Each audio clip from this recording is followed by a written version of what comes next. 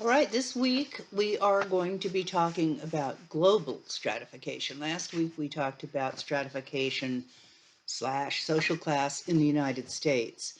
And as I said last week, and you know from your coursework uh, instructions, that we just did half the chapter. It was a little more than half, I guess. And that this week we're going to be working on what's going on in the world with stratification and poverty. And as I as I wrote the lecture and thought about this and been focusing on it for a bit this week, I realized that I said last week, so here's the bad news, and then got into this, and here's some more bad news. And this is one of the things with sociology that I have always found um, difficult and interesting to teach, in that it is all the bad news. And so I was realizing that I sort of mitigated that when I was in the classroom during the last week by offering some things that weren't in the chapter as ways to deal with some of what you've learned, which can be very disturbing. And so I will do that next week. I'll just do a little separate video on kind of a message on how some other ways of thinking, maybe something a little bit more uplifting for you. I'll do the regular lecture, which will probably be, some disturbing things as well. At any rate, let's move into this and start with what the definition of global stratification. It's the worldwide inequality patterns that result from the differences of wealth, power, and prestige.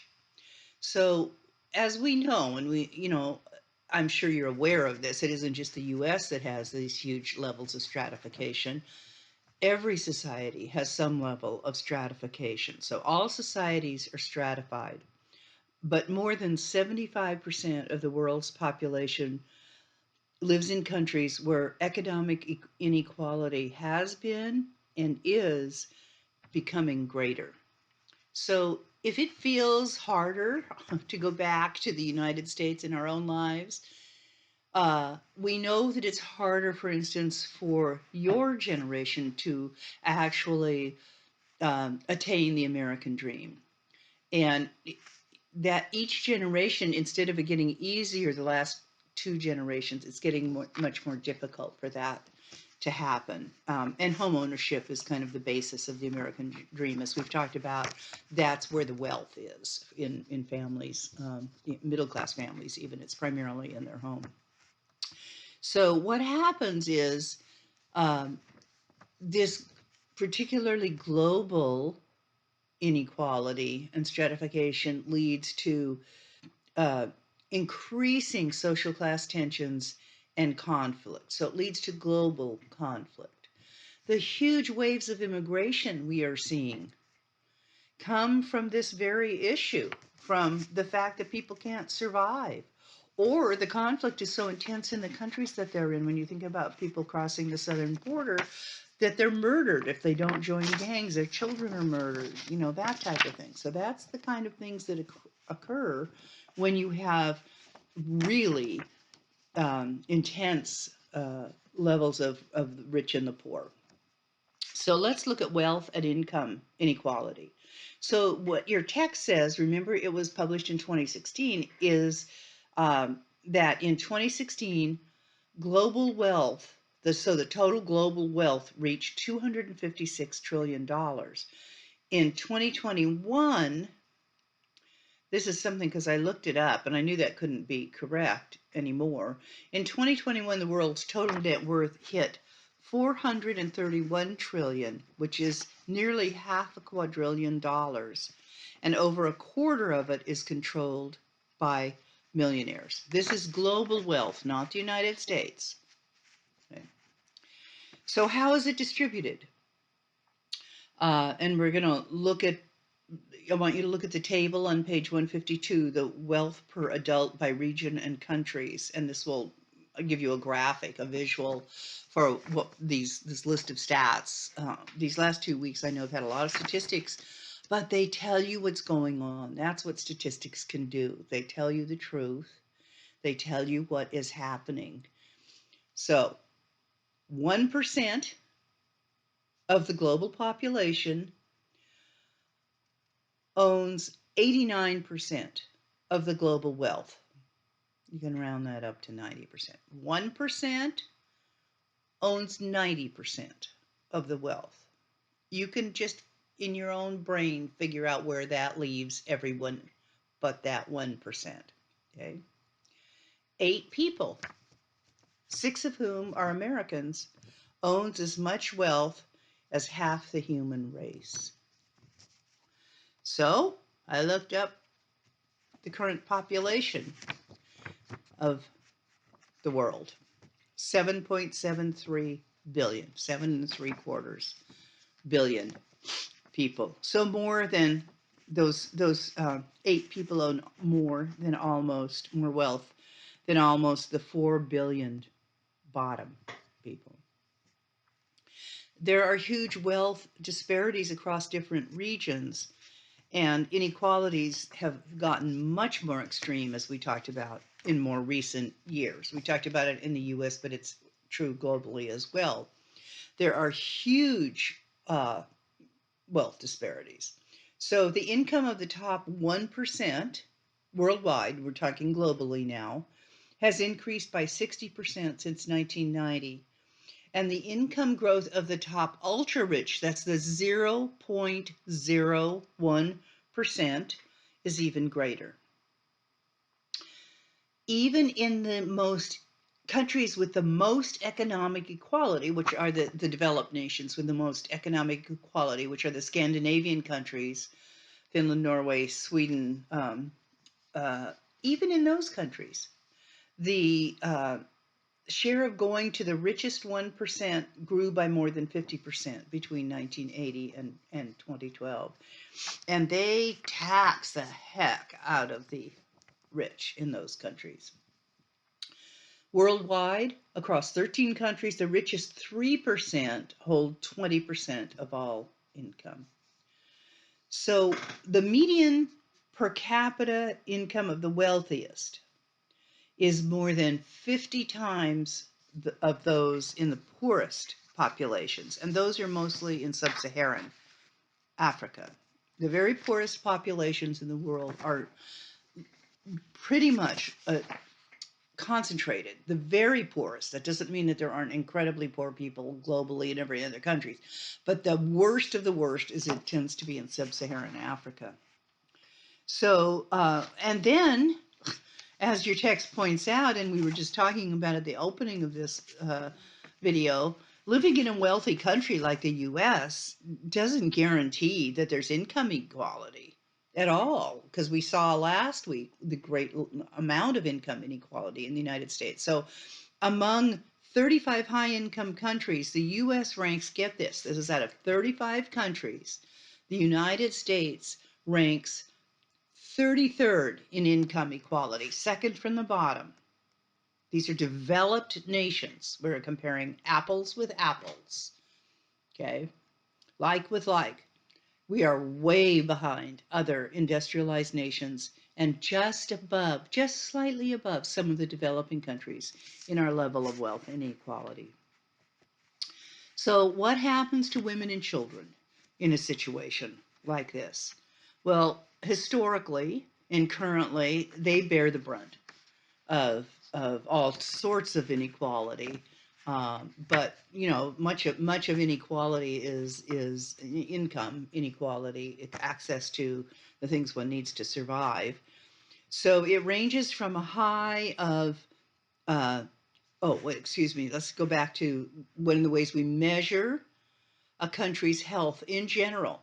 This is just in general one of the ways we look at what's going on in a country, how much wealth and poverty, how much equality, inequality, and that is to look at the infant mortality rate, which is the number of babies under the age of 1 per 1,000 live births who die in a given year. Okay, so we're talking about live babies who are born. How many die per 1,000 births in a specific period of time, which is 1 year? Okay, so that's what the infant mortality rate. It ranges from 97 babies who die out of 1,000 in some African countries to a low of 3 in some affluent countries. Japan and Cuba have the best infant mortality rates in the world. So that's one way of judging what's going on, how poverty affects women and children. Another is looking at, why are children dying? And when you're looking at older children, first of all, their deaths have declined worldwide since 1990. But every year, 6 million poor children die before their 5th birthday. That's the child mortality rate. It's figured the same way as the infant mortality rate, how many die per 1,000 in a particular year, in a specific year. Most, once again, are in sub-Saharan Africa, the largest amount of them. And, part of that for child mortality is due to things like malnutrition. That causes 45% of those deaths because your body can't function properly and is much more susceptible to disease and all if you're not getting proper nutrition, obviously. So there's a very strong correlation between infant mortality rates and women's educational levels, as you might imagine. So if investing in women, we know this from countries that have programs that do invest in women in one way or another, results when you do that, it results in, I should say, investing in women's education, which some countries have made a point of doing. It reduces unwanted and unplanned births. It lowers infant, child, and maternal mortality rates. And it also can aid in lifting families out of poverty. That's investing in women's education. However, education doesn't guarantee, educating women, of course, doesn't guarantee greater economic equality because you're dealing with, cultural issues. For instance, in both rich and poor countries, this is true in the US as well, women are less employed than men. And of course, there are cultural attitudes so much stronger in other countries than in Western and developed countries about women working. So there's an issue about that. Think of Muslim countries, for instance. When women do work outside of the home, they earn about half on an average of what men's earnings are. That's called the gender pay gap. And that varies across countries. We're looking at globally, that's about half. But in all nations, including the US, women are generally paid less than men for doing similar work. So other consequences of global stratification. Well, for one, about 11% of the world's population live in extreme poverty. Extreme poverty is living on less than $1.90 per day. Think about that. That's pretty amazing. Even in a poor country where things are cheaper, $1.90 a day is considered extreme poverty. Now, the numbers for that are down, which is a good thing, right? From 35% in 1990, but it's mostly due to 2 countries, China and India, and their move into manufacturing and that type of thing. That doesn't mean there aren't people in poverty in China and particularly in India. It's the extreme poverty category that has been reduced to a certain extent. So, and despite that, despite the lowering of the extreme poverty rate globally, Africa now accounts for about half of people living in extreme poverty. Almost 1 in 10 of the population worldwide suffers from chronic hunger and undernourishment. So that's 1/10 of the world's population, chronic hunger, and of course the subsequent malnourishment. China and India, once again, have reduced the rates of that happening, but in some other developing countries, the rates have actually increased of hunger and malnutrition. So, as you might guess, and once again, I want you to apply this to the United States and the realities here with stratification. People living in these kinds of situations, here's what happens. high levels of unhappiness, physical and mental health problems. People feel as though they have little chance of escaping from poverty. And all of those things do not enable a person to have a positive attitude and say, oh, I'm going to go out there and make it and that type of thing. It's very, very emotionally and psychologically debilitating to be in a grind where you can never feel like you can never get ahead, et cetera, et cetera. Okay. And that's how actually the majority of people, to go back to the global reality, live every day. So there are other costs as well. For example, the world's richest 1% use their wealth for political favors, for, they can bypass environmental laws, don't pay taxes. We're hearing a lot about that right now with legislation to tax, the billionaire tax, and to get corporations to pay taxes and to pay their fair share. Many of the wealthy have offshore tax havens. I know you know about these, but they're worth about $8 trillion of what would have been paid in taxes if they didn't have offshore tax havens. So we're going to look at some of the sociological theories now. The question here at the beginning of the section is, why is inequality universal? And other than in foraging societies, it is universal. Okay. Well, there's lots of theories, as you might imagine. And three of the most influential ones are the modernization theory, the dependency theory, and the world system theory. So let's look at the modernization theory first. This is the blaming the poor theory.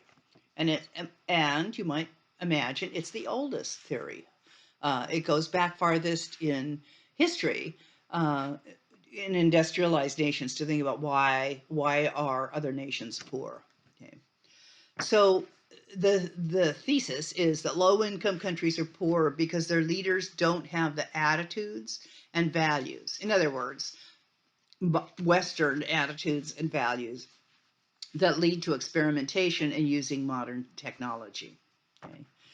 I.e., policymakers keep to traditional customs that isolate and prevent them from competing globally. And then what happens from that, you can probably tell just from the definition of it and the explanation of it, is that the theory blames poor nations for their poverty and their problems. Because the theory is that once capitalism and modernization takes place in that country, then they will prosper. That capitalism is the answer, right, to this, and modernization. So that's the modernization theory. The dependency theory states that the main reason that low-income countries are poor is because they're pawns, and they are exploited and dominated by high-income countries. And this, as you'll see when we get to the world systems theory, has an element of truth to it. Because rich nations have enormous power in exporting jobs. What countries are they going to export jobs to? You look tonight when you get undressed, look at the things you own and see if you find anything made in America. Okay, that would be interesting to know. There are a few things, I am well aware of that. They are usually very high end, very expensive. Okay, so rich nations can choose which poor countries they're going to manufacture things in or exploit by extracting resources, whatever the best deal whatever country gives them, right? So they can export jobs, manipulate foreign aid, taking poor countries' resources, and they can establish multinational corporations that have huge amount of power to coerce those countries to comply with corporate and economic and political interests, which they do. So, in effect, to in a nutshell, say what the dependency theory is. In effect, high-income countries, they benefit from keeping poor countries poor because they provide cheap labor, they aren't powerful enough to protest the hazardous work conditions, and many of the workers earn less than $1 a day in those countries. Now, the world systems theory is a more current theory, and it's very similar to the dependency theory that we just discussed. So here is what the statement in your text, the quote is, that explains the world systems theory. The economic realities of the world system help rich countries stay rich, while poor countries stay poor. So that's the in a nutshell, the explanation of why there's global inequality from the world systems theory. So countries like the US dominate the world economy, and they control the economies of low-income countries because the workers in those countries depend on external markets for jobs. High-income countries can also extract raw materials like diamonds, oil, things of that nature at little cost. And they can also set prices, and they can force small farmers to abandon their farms because it's no longer viable to have small farms, so they wind up working in mines or things of that nature. So now we're going to look at the sociological explanations of haves and have-nots, and there's a table on page 154 you should look at. So let's first look at the functionalist perspectives. And as you know from the previous section on social class in the United States, the functionalists view stratification, inequality, as benefiting society. And they say it's both necessary and it's also inevitable. So why do they say this? Because from their perspective, the functionalist perspective, social class gives each person a place in the world. That's nice if your place is in the higher social class. It's not so nice, as we learned last week, if your place is in a lower social class.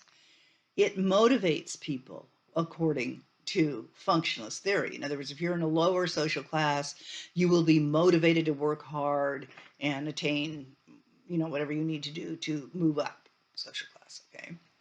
And then they also say that without some system, this functionalists say this, without some system of unequal rewards, and that's the key point, is unequal rewards, many jobs wouldn't be performed. So to get into that a little bit deeper, we have to go into the Davis-Moore thesis.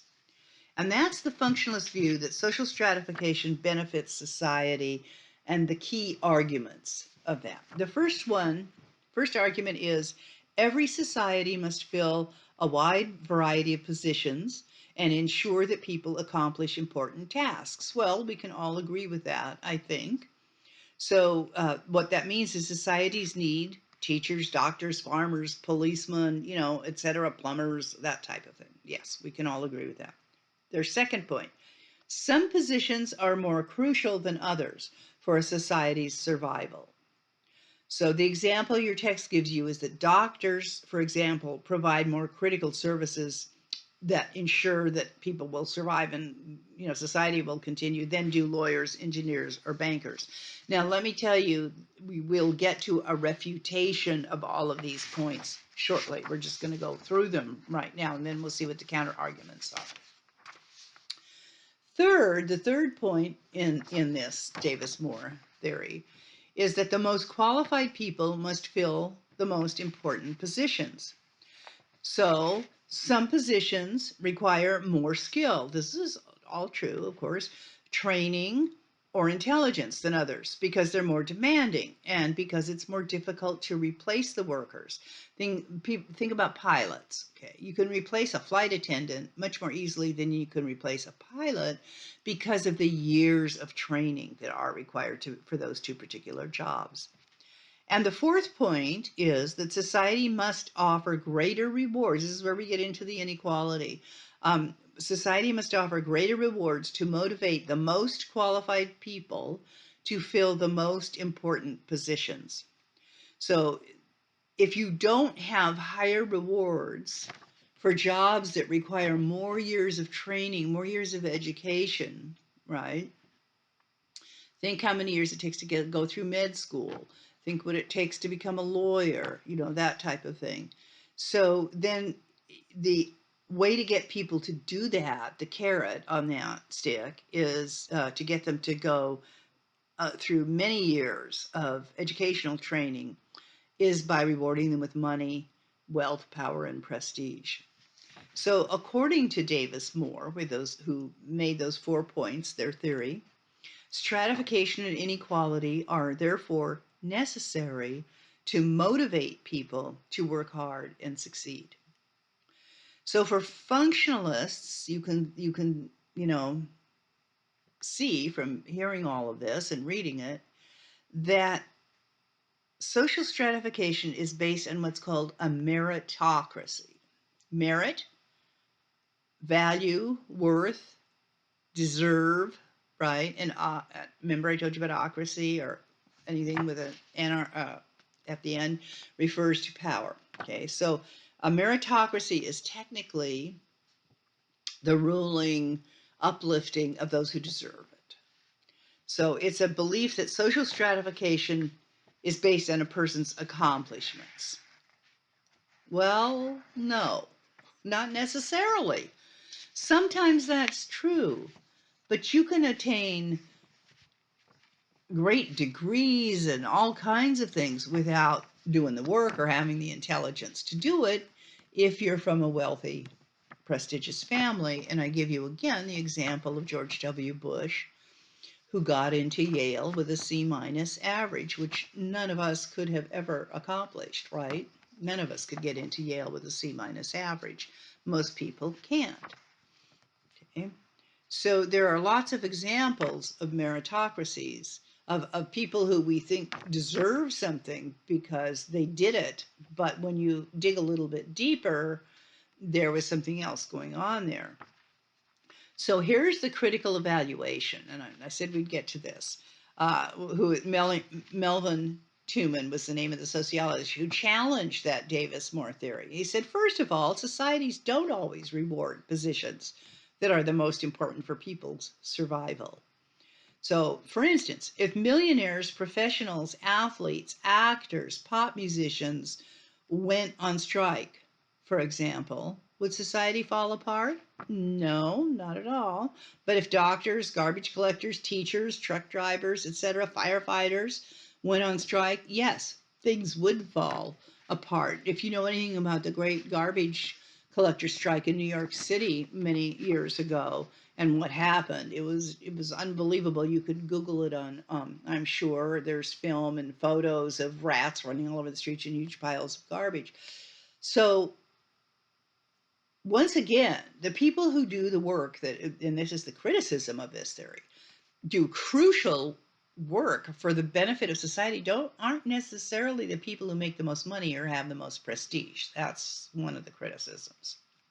The second one, that Tooman says that Davis Moore overlooked the way stratification hurts people and limits upward mobility.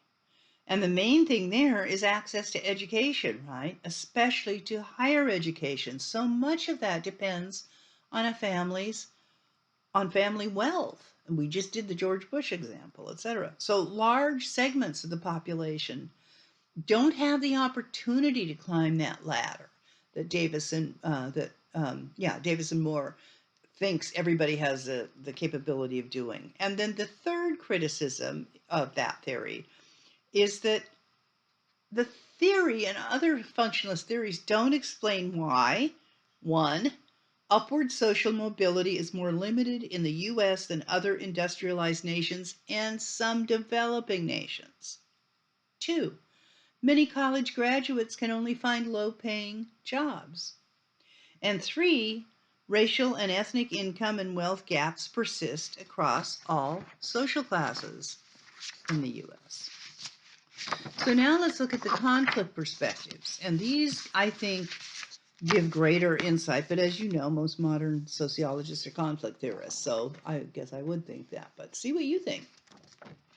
So what the conflict theorists say is the exact opposite of what functionalists say. They say that stratification harms society, that it's dysfunctional. And it's dysfunctional because it hurts both individuals and societies. And what they then further say is that capitalism benefits the rich. You know, you learned this in an early chapter. Karl Marx predicted that capitalist societies would ultimately be reduced to two social classes, the bourgeoisie and the proletariat. So the bourgeoisie is the capitalist class, the proletariat is the working class. So here's the definition of bourgeoisie. Those who own and control capital and the means of production, that means factories, corporations, etc., factories, land, banks, other sources, and they amass great wealth, or they are positioned to be able to amass great wealth. The proletariat, on the other hand, are workers. They're workers who sell their labor for wages. And sometimes those wages are barely enough to survive. And that's why we have people working two jobs. Sometimes two parents in a poor family work two jobs, etc. Okay.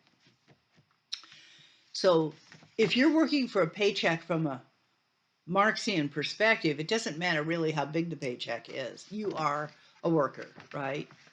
Okay. You may have status, like teachers have. College professors anyway have status. Elementary school teachers don't have a lot of status in society, unfortunately, but college professors don't make that much money, so that's when the status inconsistency things, right? So I wanted to give you this quote. It's not in your book. It's my favorite quote from Karl Marx. He said, now listen to this and think about it, that the way an economic system should work, a healthy one, a fair one, is from each according to his ability, to each according to his needs. Now, don't forget, he was writing 100 years ago, and the his pronoun, I'm just doing his direct quote. You could say there. Okay, let's rephrase it.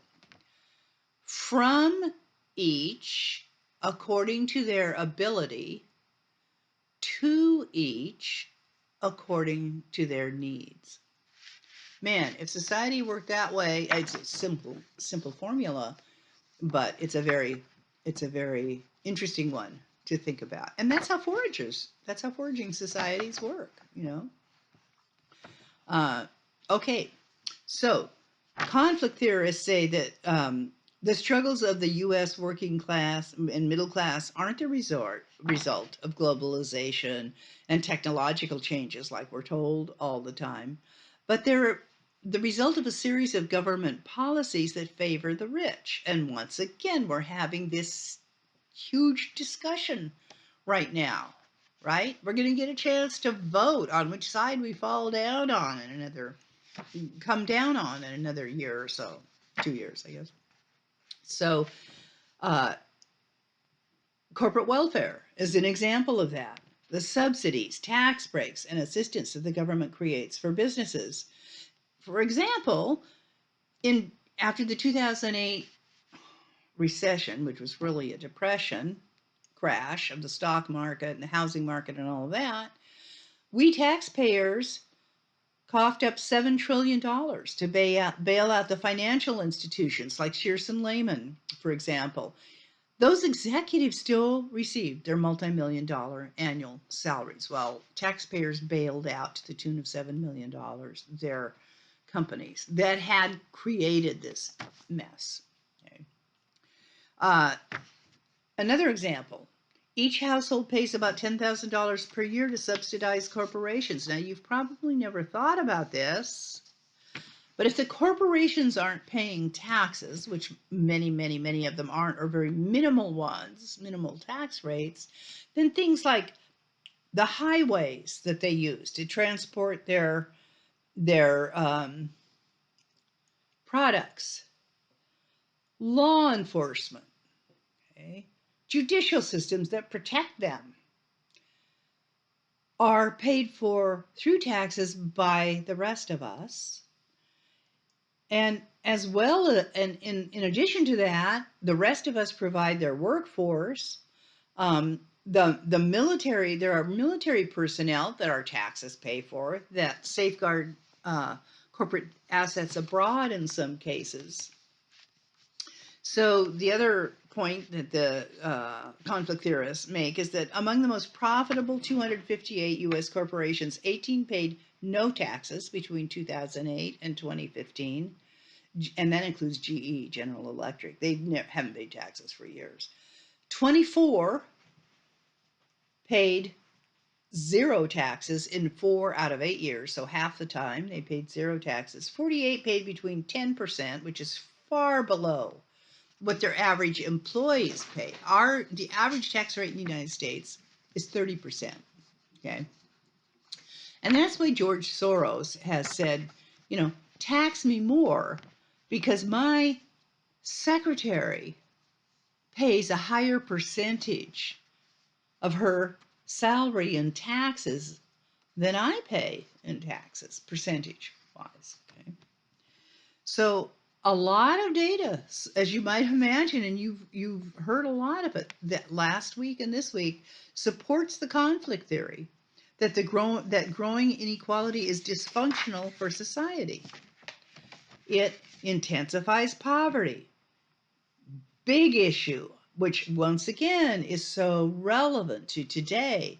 It undermines people's trust in the political and economic institutions. And it consequently then erodes or destroys solidarity in a country. And that is exactly what has happened, right?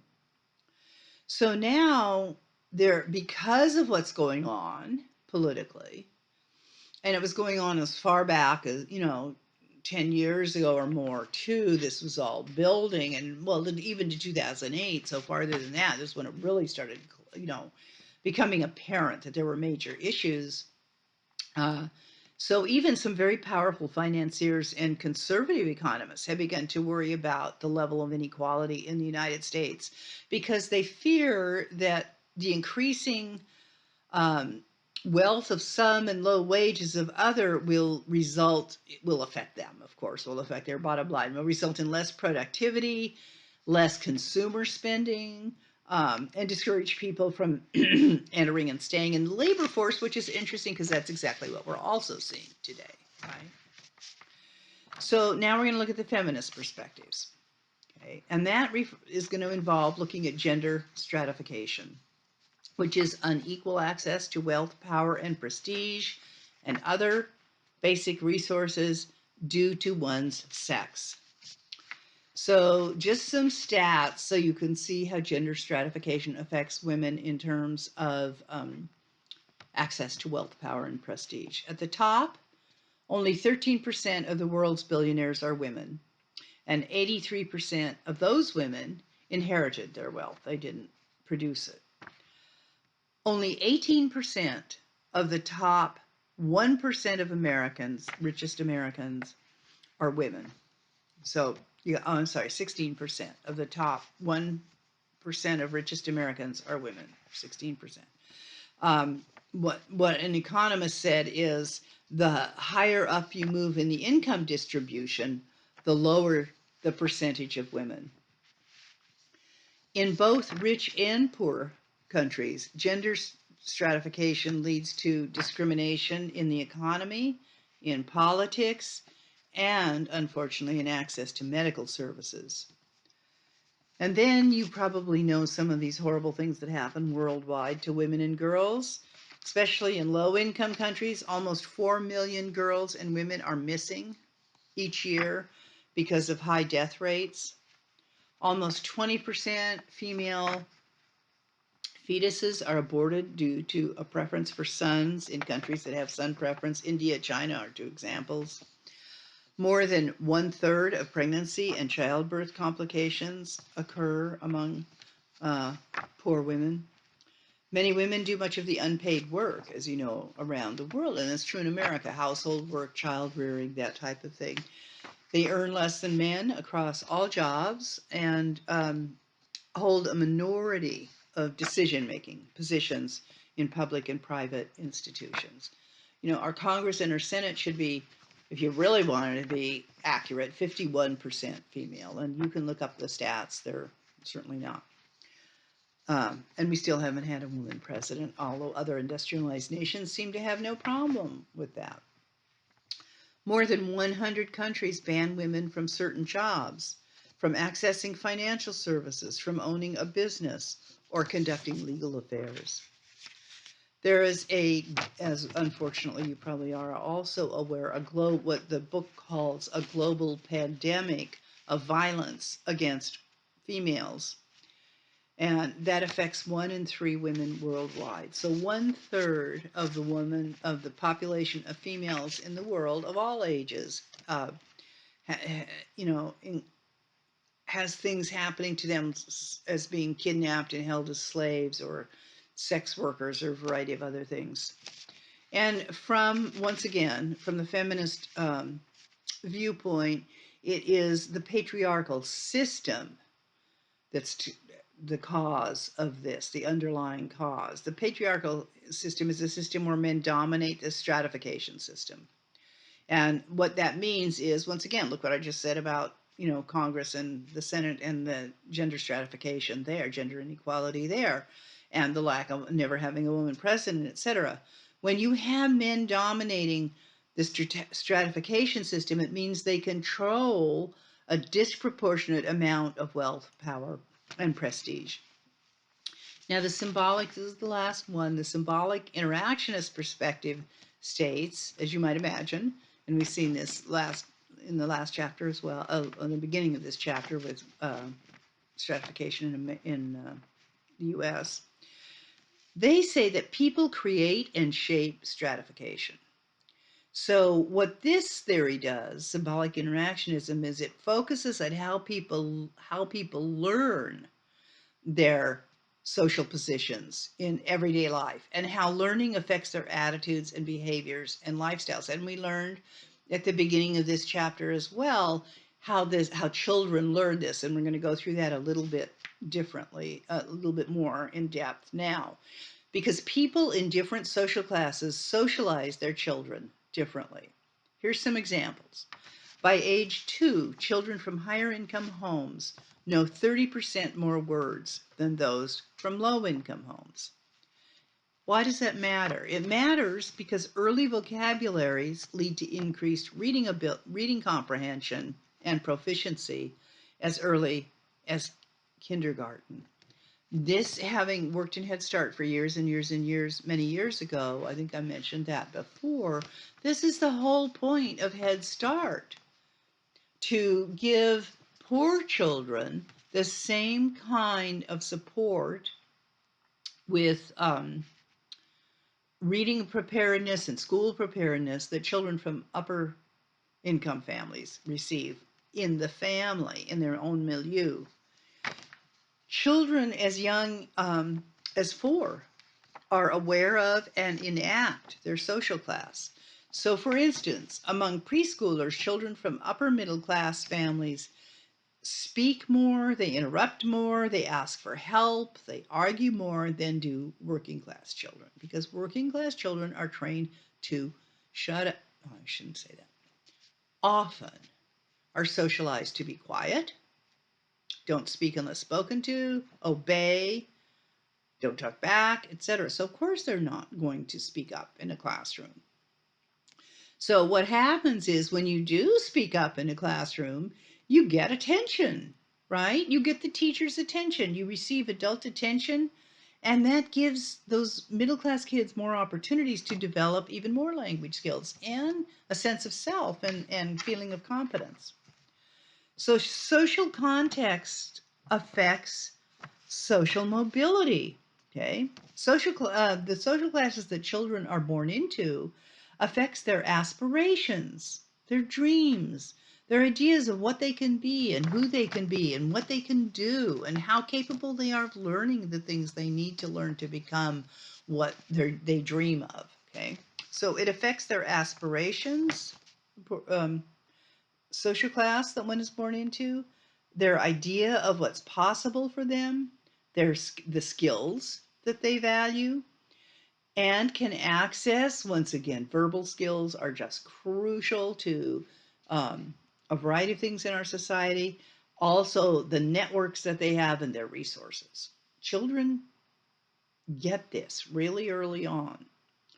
So, doctors' children, for example, often they're more likely to become doctors, to become physicians than children from other families in with other professions.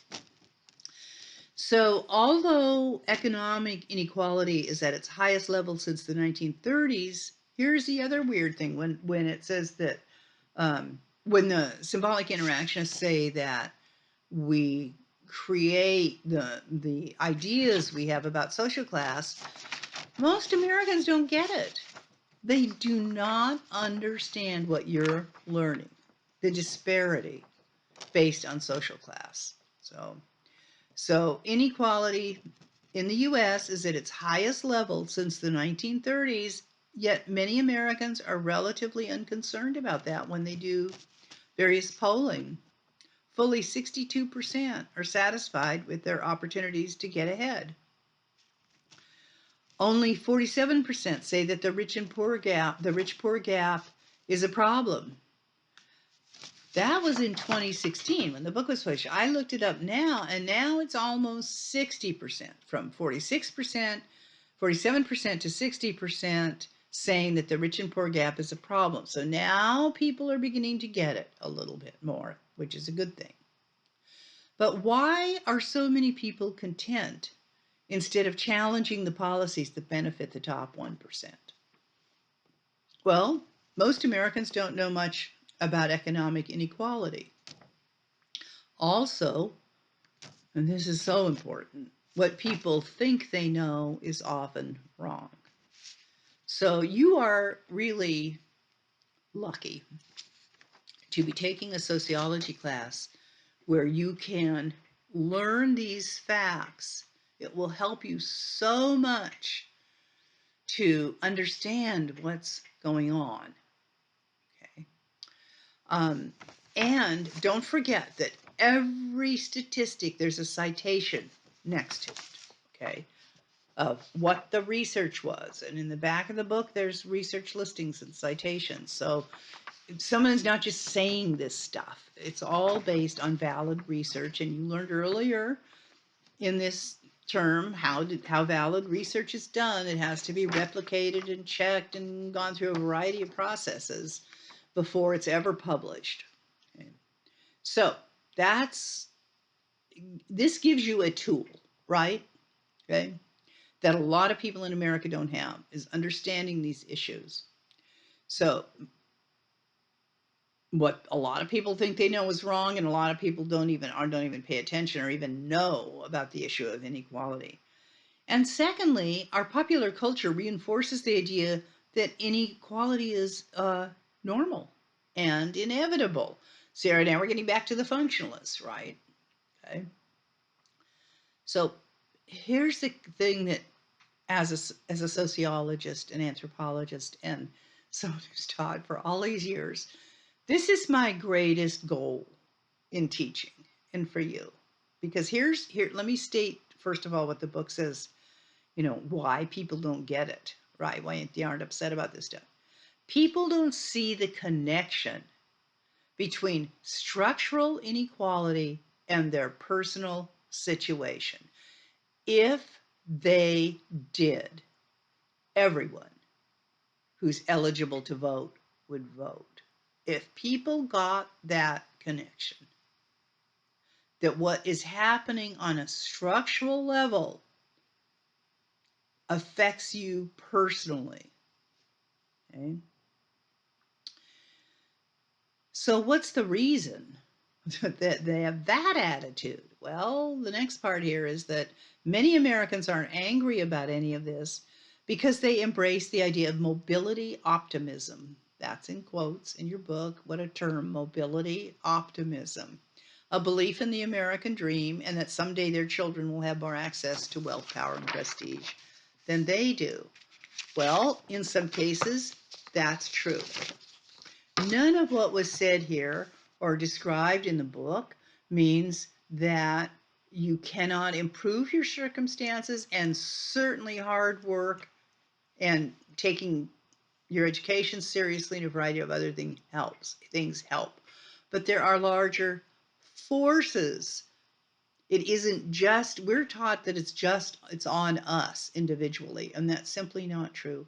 I remember years ago when they were going to raise the interest rates on student loans, and I would talk to students in the classroom and say, "Why aren't you out there protesting?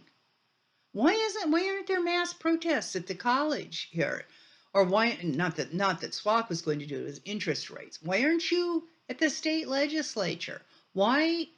Most of them didn't even know that was happening. Those are the kinds of things that can affect you for the next 20 years, right?